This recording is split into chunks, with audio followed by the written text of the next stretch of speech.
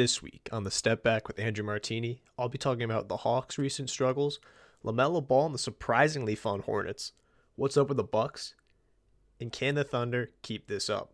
Stay tuned.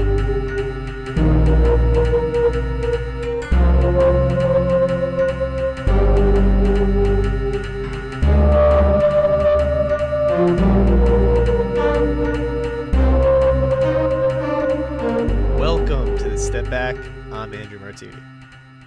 This is the first of what I hope to be many weekly podcasts.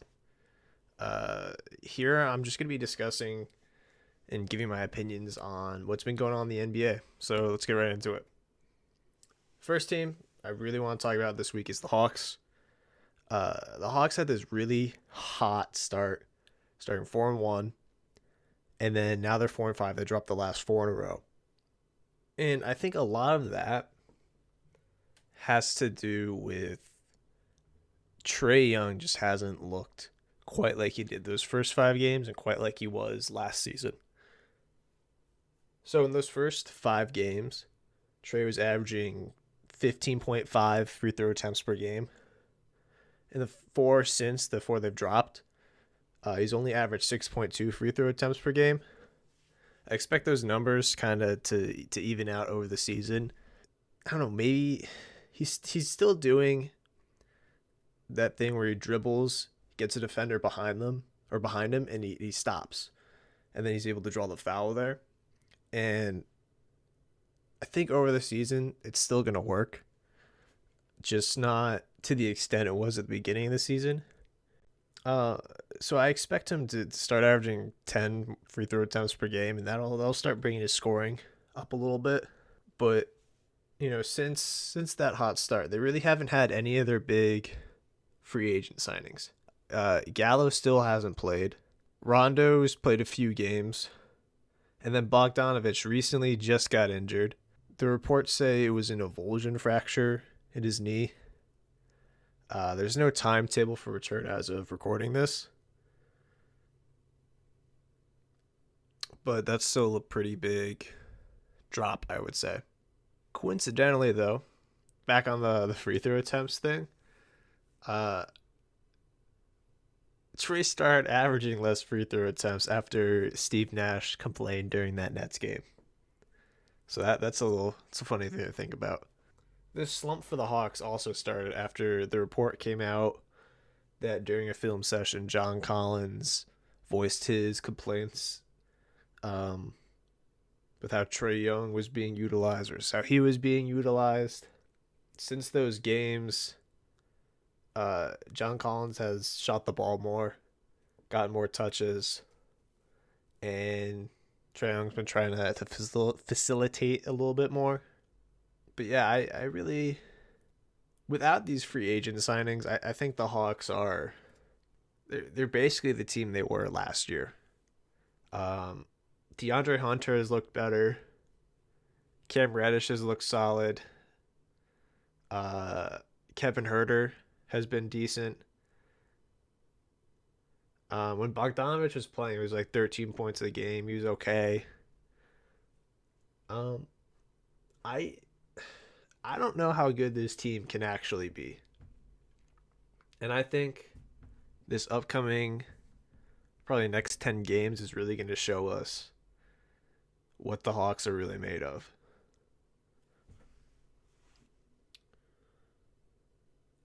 If I had to guess, at the end of the season, I think the Hawks are probably, I don't know. Because in the East, the Sixers are making the playoffs. Celtics should be making the playoffs. Pacers, Miami, the Bucks. I don't know if Orlando can keep it up, but they're definitely in contention. Who was in the playoffs last year? Oh, the Nets. I don't know if the Wizards can get it together. So I mean, like I can really only name 7 teams right now that I think for sure will make the playoffs. So I think the Hawks have to be in that 8 to 10 range, and at least give them a shot at the play-in.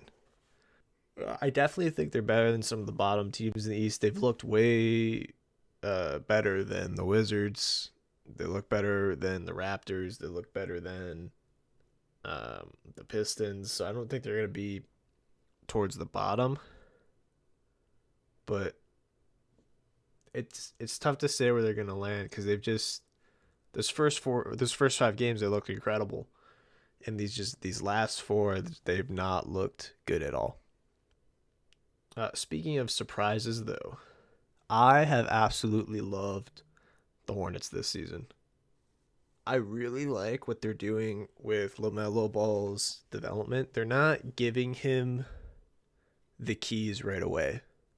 They're kind of easing him in, and I think that's a really smart idea with the type of player he is.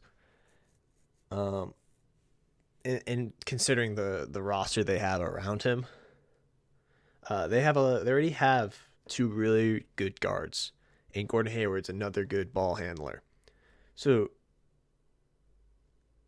to kind of build off their success from last season, they're having Devontae Graham, Terry Rozier start. Gordon Hayward's a big free agent signing, so he's got to start. And so LaMelo Ball coming off the bench and still being like a playmaker off the bench and just kind of fitting into the offense that they have, I think has been really good for him. Because you're not putting too much pressure on LaMelo Ball to do everything, but you're also still giving him an important role on the team and a role that he can thrive at. I don't know if LaMelo Ball eventually starts this season. I think it really depends on if Devontae Graham is good or not.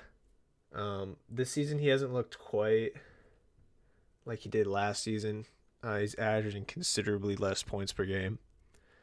But he just doesn't really have the ball that much anymore compared to how he did last season. Terry Rozier shooting the ball a little bit more. Gordon Hayward's got to get his touches. And then LaMelo Ball has the ball in his hand, so this just doesn't really leave room for Devontae Graham anymore. I'm not quite sure what the Hornets do with Devontae Graham after this season. Because I believe he is a restricted free agent. But I don't know. Who knows? He might be cheap to keep, so they might just keep him. But LaMelo Ball in general, I've been pleasantly surprised with. Every game he's played, he looks more comfortable, and he's got great chemistry with Miles Bridges and some of the other guys on that team. His shooting has been pretty inconsistent, but he's a rookie. It's whatever. I don't think his jump shot form is that bad. Some people don't like it, but I think it looks fine. Something I've been really happy with about him is that he's not afraid to drive the ball. I think that's one of the problems his brother has. Is that Lonzo is just kind of afraid to drive the ball because he didn't want to shoot free throws, so he doesn't drive. LaMelo Ball is not afraid to drive. That opens up passing lanes for him. It opens up opportunities for his teammates to cut. And I think that's part of why he's been successful so far in the NBA. He's also a playmaker. Like, he has handles. He can make plays for other players, whereas Lonzo isn't so much as a playmaker, but a passer. Lonzo doesn't really have that great of a handle. But he's got a good feel for passing. But I don't think Lonzo necessarily makes plays for others. Terry Rozier is also, I know I mentioned him earlier, but Terry Rozier is averaging like 20 points per game. That's just something I never expected Terry Rozier to do. And then Gordon Hayward, he's looking closer to what he was in Utah. So that's really nice for the Hornets. If he is that player he was in Utah for 2 or 3 years, that contract isn't that bad. Because that's an all-star level player that you're paying $30 million a year for. Uh, so that contract doesn't look that bad. But overall, the Hornets have just been fun to watch. They're in close games. They're exciting, and this team just looks like it has good chemistry, and that is the recipe for success on a lot of teams. My other surprising team though of the year is the Thunder. Uh, I thought they were supposed to be tanking. Apparently not. Thunder just like to sneak in the playoffs every year. Right now they're 5-4. Um, and they've been in a lot of close games, and they are able, to pull it out sometimes. Uh, I know people rag on Al Horford for being washed, but I think that was more so the role he was put in with Philadelphia. Um, I think Al Horford's still a pretty good player. I don't think he's worth the money that he's being paid, but it's only for this season and then I believe next season, so it's really not that bad of a contract. Um, I do wonder if the Thunder decide to uh, trade George Hill and Horford, or if there are any offers. I wonder which teams would even want Al Horford for this year and the next year. I think someone will try to take George Hill. That contract has a team option after this year. So I think that's an easy contract to get rid of. Maybe get a pick. Maybe get a young player. Who knows? But I think another thing with the Thunder is that injuries to teams have helped them. Um, at least record wise. Like I think if the Mavericks had Porzingis this entire time, they probably wouldn't be 500 right now. I know they played the Nets without Kyrie.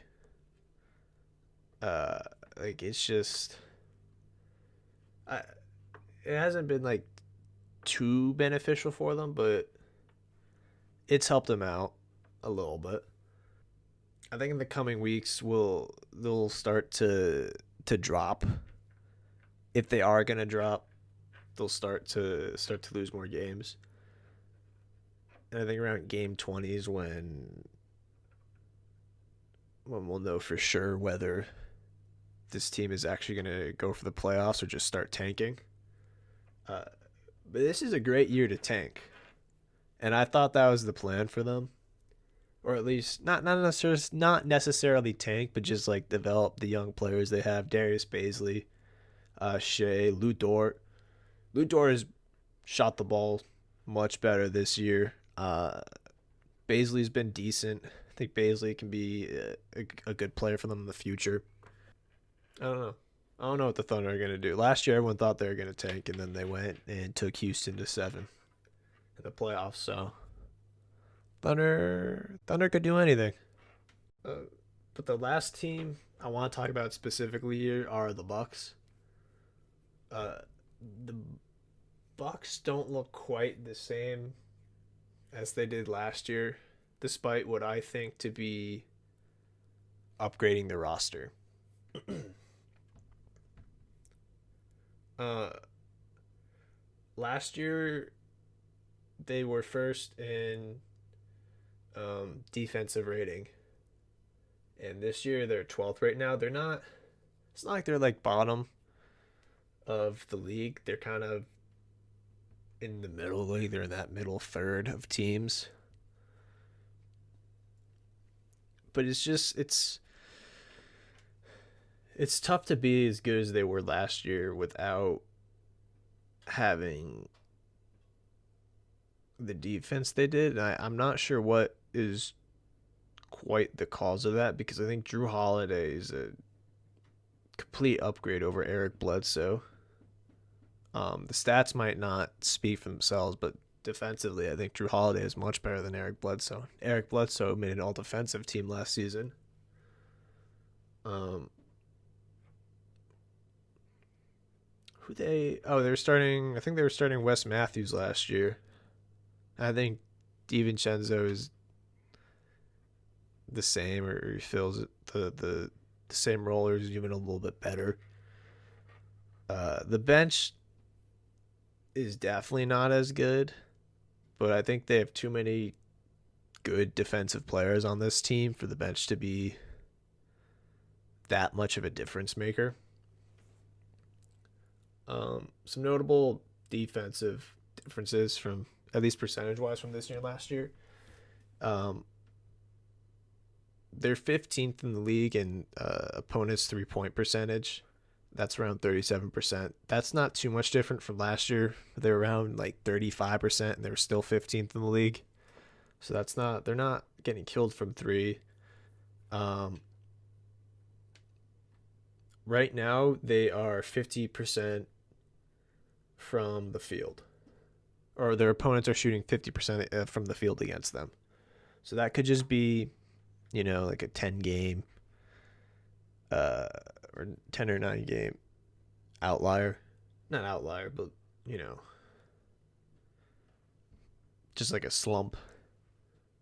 They could just, the next 62 games, they could just hold people to like 45%. But that's good for 10th in the league right now.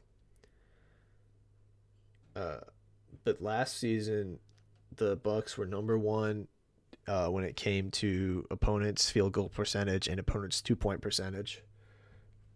I think that's the big difference maker in their defense. The offense has been relatively the same. They're still number one in offense this season. So offense is not the problem at all for the Bucks. But the Bucks have gotten blown out a couple times this season, which is definitely surprising to say the least. I know they kind of flamed out in the playoffs, but yeah, I really don't know who the Bucks are. Maybe the Bucks are just kind of going through the motions right now, and later on in the season they'll kind of turn it on. But I expected the Bucks to be a top 2, top 3 seed in the conference, and right now they're hovering around 5, 6. Teams are still close, so they're not that far away. But we'll see if they're able to separate themselves. I think DiVincenzo has been good this season. I know they're trying to trade him for Bogdanovich, and then that whole fiasco happened. I think he actually is better than what they would have gotten out of Bogdanovich. He's a cheaper player. He's a younger player. I think he's better defensively than Bogdanovich, and he's going to average the same amount of points. Bogdanovich is averaging like 13 points right now. Plus he's injured, so. And he's getting what I think to be massively overpaid. So I think this was actually a win, that whole thing falling through for them.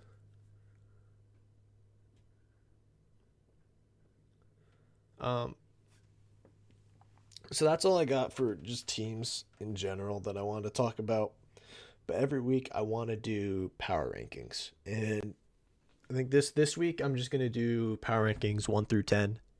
I do not want to go through all 30 teams. That would take forever. So I'm just going to go through my top 10 teams at this point in the season. And then maybe we'll talk about some teams I didn't include and why I didn't, why they might be included later. This is something I think I want to do every week. Just kind of track how things are going. Number one, I would say to no surprise, is the Lakers. They've had guys in and out of the lineup, and they've still had the best record in the league. And I think out of all the teams in the league, they've looked the most consistent, especially out of like the teams you expect to be top teams. So that's why I have them at number 1. At number 2, I have the Sixers. Again, they're tied for the second best record in the league. Or somewhere around there. Their teams have all played different number of games. So it's hard to really judge who right now who has the best and second best, that kind of difference. But they're one of the top records in the league. Embiid has been what I would say my MVP frontrunner so far. I don't know if it's going to stay that way, but I don't know if they're going to stay number two in the coming week or they're going to drop because right now they have to deal with the whole COVID protocol and having a lot of guys out of their lineup right now. Um, so I do expect them to drop some games. Uh, so that's definitely going to drop them at number two, but you know, it'll be fine. They'll bounce back. Um, Number three for me has been the Suns. The Suns have looked much better than I thought they would have looked coming into the season, especially adding Chris Paul when they did. They didn't really have a full training camp, but Chris Paul has made a huge difference on that team, especially when it comes to these close games. The Suns have been in a lot of close games, and they're the ones that are able to pull out. So that's definitely contributed to their record right now. I think this team hasn't even reached their potential yet. Devin Booker is not scoring like he did last season. Ayton has been okay. He's averaging like 11 points. I was hoping he'd be averaging more than that. I was hoping he'd be more impactful than that. Not quite sure why he hasn't shown much improvement from last season. Uh, Seems offensively he's regressed a little bit, but again, it's only been 10 games. We'll see how the season plays out. But I think this team could be much better if Booker can start scoring like he did last season, and Ayton brings up his scoring a little bit, and I think they become a little bit more dangerous. But McCall Bridges has been fantastic for them. Defensively, offensively, he's been great. He's one of the reasons they've been top of the league so far. Number four, I have the Pacers. They're one of two teams with three guys averaging 20. Oladipo looks healthy. He's looking close to what he was in his All-Star season, if not there already. Brogdon and Sabonis both look like All-Stars right now. Sabonis is one of the best passing bigs in the game. He's averaging, 6 to 7 assists a game right now. I don't know if he can keep it up because those are some Jokic numbers right there. But God, the Pacers have just looked great. Number five, I have the Celtics. Both Tatum and Brown have been all NBA caliber this season for me. I've been really impressed with how Brown has expanded his game, kind of taken that next step as a player. Unfortunately for them, just like the Sixers, they got hit with the COVID protocol stuff. And now they're going to have a lot of guys missing from the lineup in these coming games. I know they just had the Miami game postponed. So who knows how many more of their games will be postponed until they get their guys back. But both Tatum and Brown are out for COVID protocols. So even if they're able to play their games this week, barring injuries,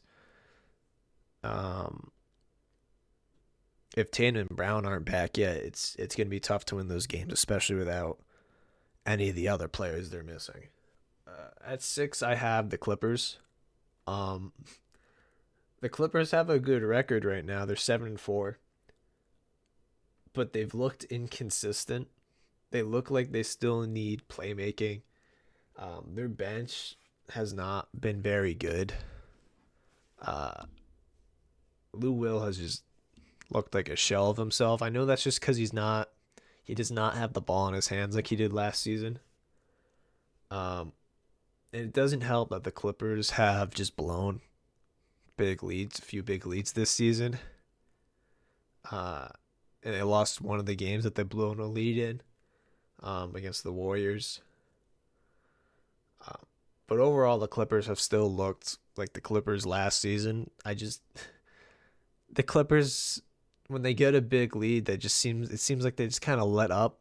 They don't, instead of just kind of putting their foot on the neck of their opponent, they just kind of let their opponent get back up, and get back into games. Number 7, I have the Bucks, and number 1 offense in the league right now. Defense is okay. They have Giannis. Chris Middleton has looked great. Not much to say about the Bucks that I haven't said before. Number 8 for me, the Nuggets. They had that slow start, starting 1-4. Since then, they've had a 4-game win streak. Jokic is still averaging a triple-double. Is another MVP frontrunner for me if they can keep up how they're playing. Let's see how their next 4 games go. They have the Knicks, Brooklyn, the Warriors, and the Jazz as their next 4 games. They haven't seemed to miss Michael Porter Jr. Since he's been out with COVID protocol. So I don't know if that's just because they've been playing poor teams. I know they just played the Baron or the Tyrese Maxey 76ers. And that was a closer game than I would have hoped it to be for them. But we'll see. The Jazz, I have at number 9. The Jazz just look consistent. They're the Jazz. This is how the Jazz are every season. Mike Conley definitely looks like more and more like Mike Conley again, the Mike Conley that they traded for. So that's a really good sign for them. They have a pretty easy schedule coming up. They've got Cleveland. I'm not sure if Darius Garland and Colin Sexton are playing. They've got Washington and then Atlanta. So they should get at least, I would say, 2 wins out of these next 3. And then number 10, the Warriors. I think they had a pretty rough start to the season. But since like those first couple of games, Steve Kerr made some adjustments to the offense, run a little bit more pick and roll. Curry's been has the ball a little bit more. And they've played well as a team. Curry has still been pretty inconsistent shooting so far during the season. I don't think there's any way that continues, so I think they can only get better from there. Oubre has been horrible still. He's still playing defense, which is great, but he cannot throw a ball into an ocean right now. I would say it's pretty impossible for the way Oubre is shooting to continue. So if Oubre can just shoot his normal percentages from this point forward, that's a huge boost to this team. And just gets a player who's been god awful for them to actually have an impact. Wiggins has been okay this season, but the biggest thing with him, he's actually playing defense this time. So that helps. You get an engaged Andrew Wiggins. And I have loved Wiseman. I love Wiseman. I think he should be getting more playing time for them, honestly.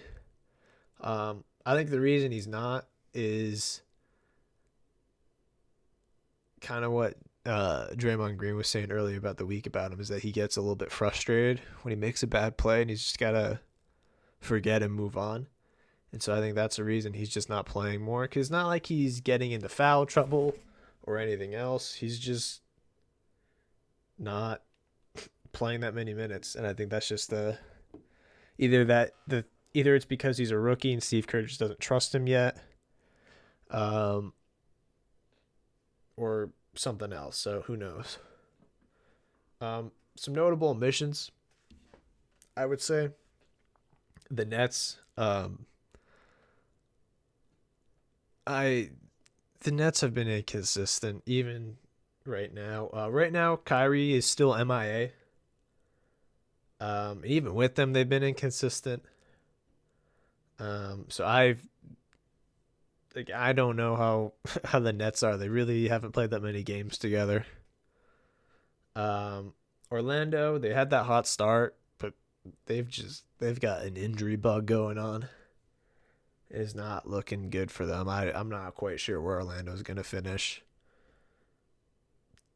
Dallas, Lucas struggled a little bit, but they're getting Porzingis back, so that should be good for them. Portland, their defense has not been that good, so we'll see.